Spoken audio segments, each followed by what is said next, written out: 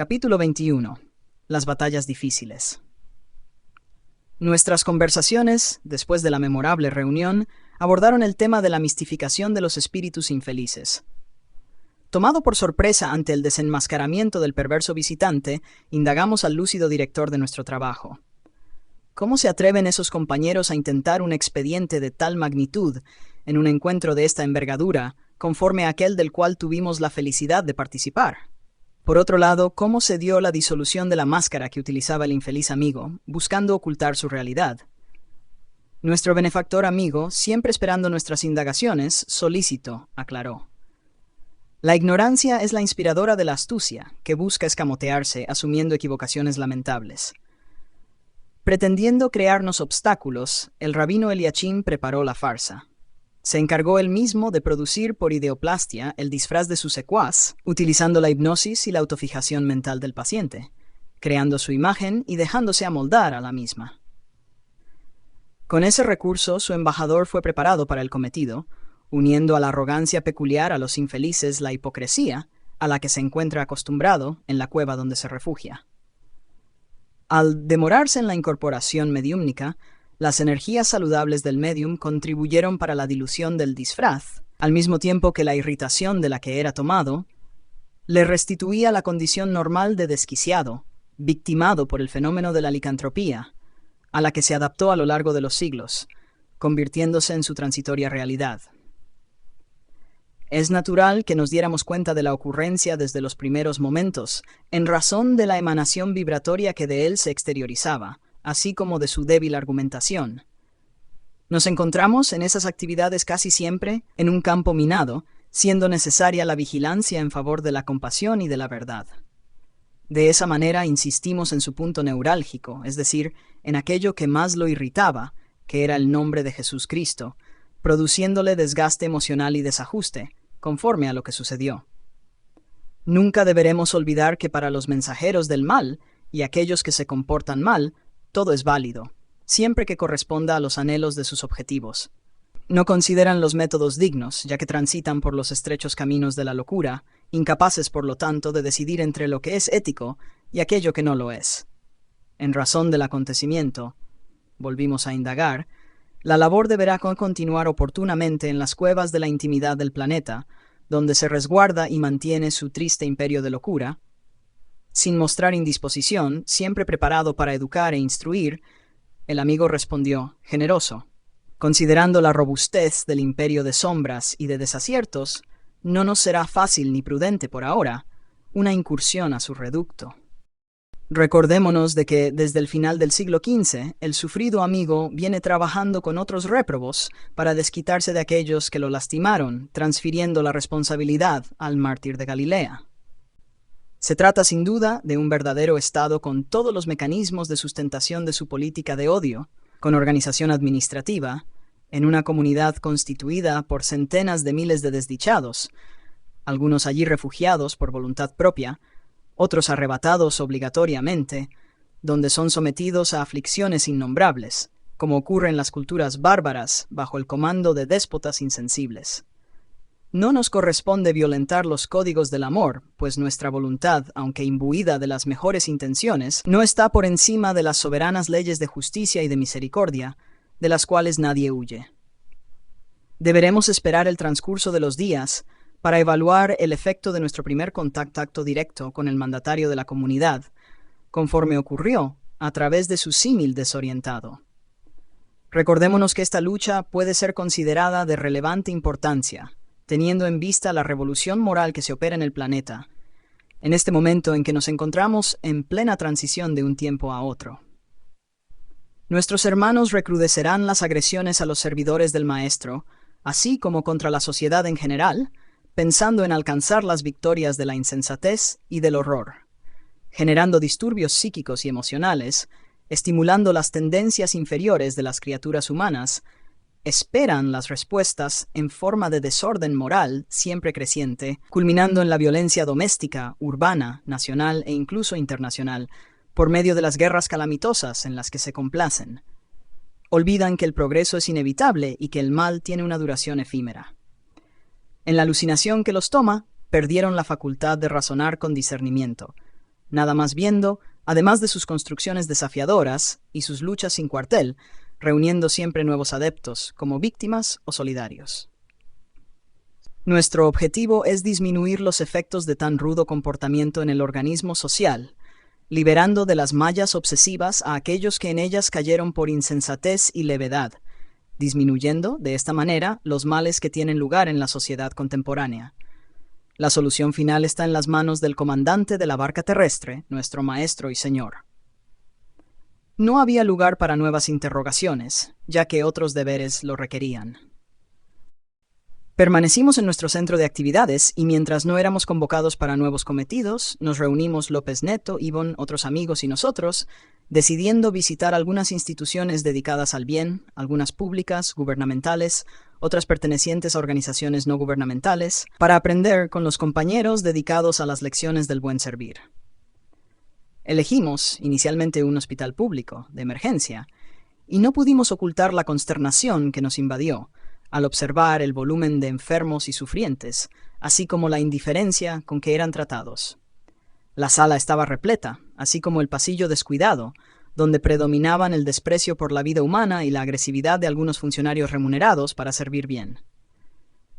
Desconsiderados en sus derechos de apoyo y de atención, los pacientes se revolcaban en los dolores más diversos, luchando por un cupo para llegar al médico, normalmente indispuesto, tal vez por el cansancio o por la saturación, demostrando la falta de ética y de compasión hacia el prójimo. Ciertamente, no se podría atender a todos de una sola vez. No obstante, serían posibles la gentileza, la paciencia y la misericordia con los afligidos. El intercurso entre encarnados y desencarnados era asustador. La mayoría de los pacientes presentaba dolorosos cuadros de perturbación espiritual en variado grado de profundidad, desde las obsesiones simples hasta las subyugaciones y vampirizaciones pertinaces. Nos llamó la atención un señor de unos 60 años que se encontraba en una silla de ruedas, en el pasillo estrecho, bañado en un sudor gélido, con graves problemas cardiológicos, cuya esposa suplicaba por atención de emergencia. La funcionaria mal dispuesta acusaba al médico de aún no haber llegado, no viendo otra, sino la alternativa de buscar socorro en otro nosocomio. Profundizando la observación, constatamos que, al lado de la cardiopatía que se reflejaba en todo el aspecto del enfermo, un espíritu feroz le había atado cadenas metálicas que le apretaban el tórax mientras intentaba asfixiarlo. La mirada del vengador buscaba hipnotizar al paciente, sugiriéndole mentalmente el suicidio como solución. El señor estertoraba sin fuerzas para reaccionar, con la mente totalmente desquiciada. Repentinamente sufrió un desmayo y se estableció el pánico ante la gritería de que alguien estaría muriendo sin asistencia. Un enfermero que caminaba por el estrecho espacio corrió en su auxilio, masajeándole el tórax en el área cardíaca mientras su enemigo desencarnado con la cara patibular exultaba de contento.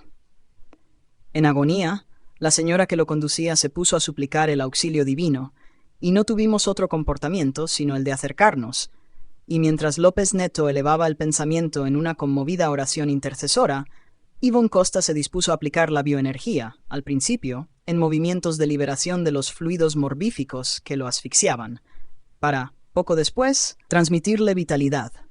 Saliendo lentamente del delirio, bañado en sudor y con la expresión de horror estampada en la cara, el enfermo fue llevado rápidamente a la unidad de terapia intensiva, mientras el alboroto permanecía entre los demás enfermos.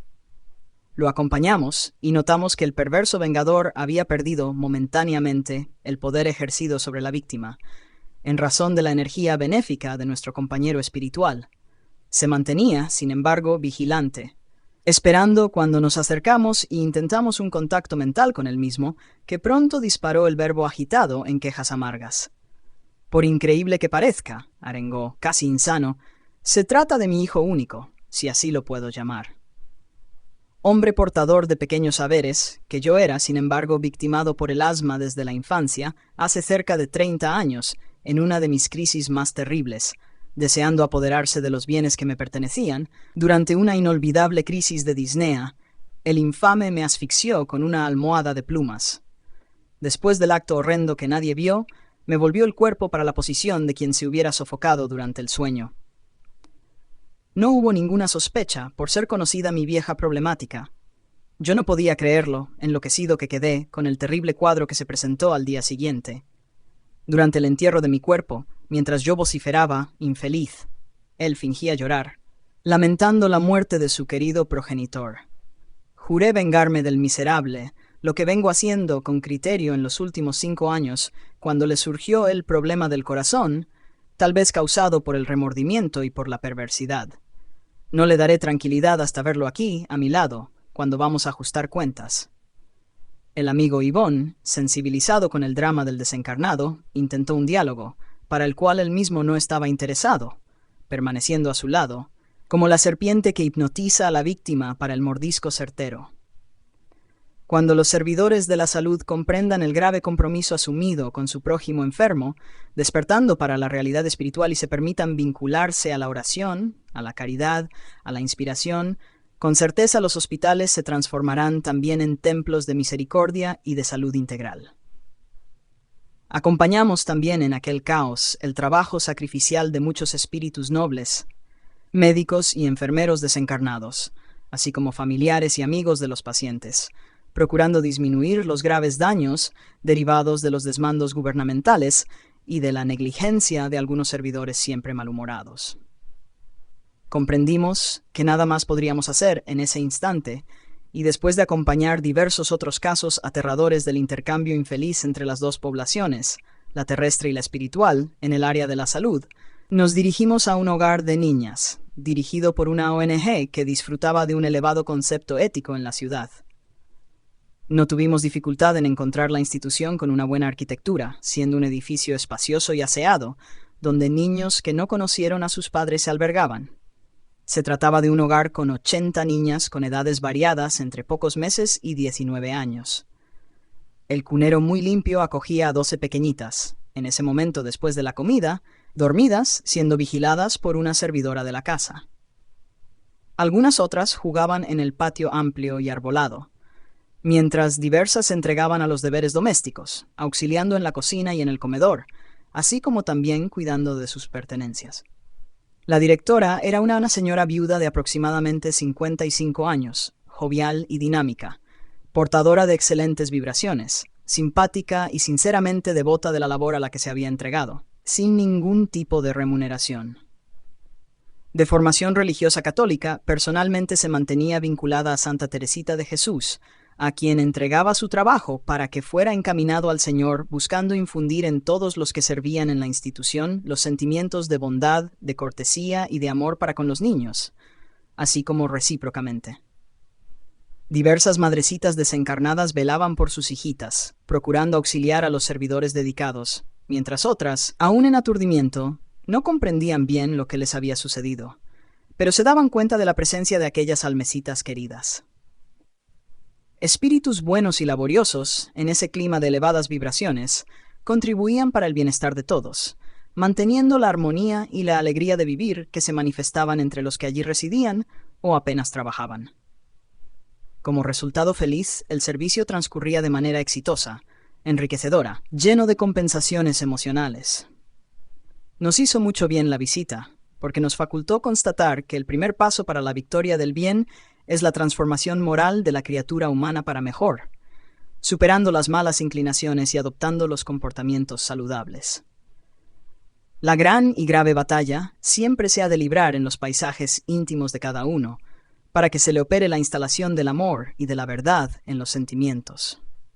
No se trata de una lucha fácil, ya que somos herederos de vicios y de desórdenes que se prolongaron a través de los milenios, hasta cuando nos fue posible despertar para las emociones renovadoras y positivas que deben predominar sobre las pasiones animalizantes.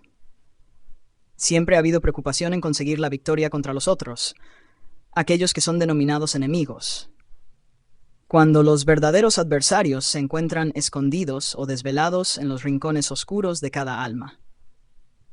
No fue por otra razón que Jesús acentuó la responsabilidad de cada uno, cuando fue informado de su inmortalidad y de los legítimos valores que dignifican y liberan la conciencia. A su vez, el espiritismo vino para despertar al ser para la vivencia de los postulados nobles que se presentan como las virtudes tradicionales, ampliadas por las realizaciones de elevación moral y comportamental. Autovigilarse, de esta manera, constituye un deber intransferible de todos aquellos que deseamos la concretización del orden y del buen vivir entre las criaturas terrestres, para que estemos preparados para no dar cabida a las intuiciones del mal, representado por las antiguas tendencias, por las sensaciones primigenias, por los terribles villanos descendientes del ego, los hijos del miedo, de la ira y de sus secuaces. Renovados y alegres, demandamos a otras entidades socorristas, adquiriendo experiencias necesarias para la labor de autoiluminación, verificando a menudo el desinterés de la criatura humana común, preocupada con sus propias necesidades, así como de los poderosos del mundo, muchos de los cuales totalmente divorciados de los deberes de la solidaridad que deben regir en todos los corazones.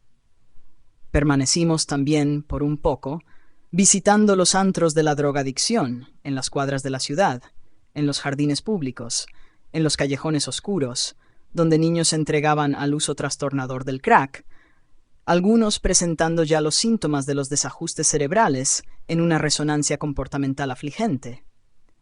La paisaje humana, siempre agónica, nos despertaba los sentimientos de compasión y de misericordia, llevándonos a la oración intercesora en favor de todos los dominados por los vicios, los caídos en las urdimbres del mal que practicaron contra sí mismos en otras existencias, cuando se permitieron la lujuria, la soberbia, el crimen legal o no, ahora recogidos en las redes fuertes de las reparaciones inaplazables por el sufrimiento a que se hacían acreedores.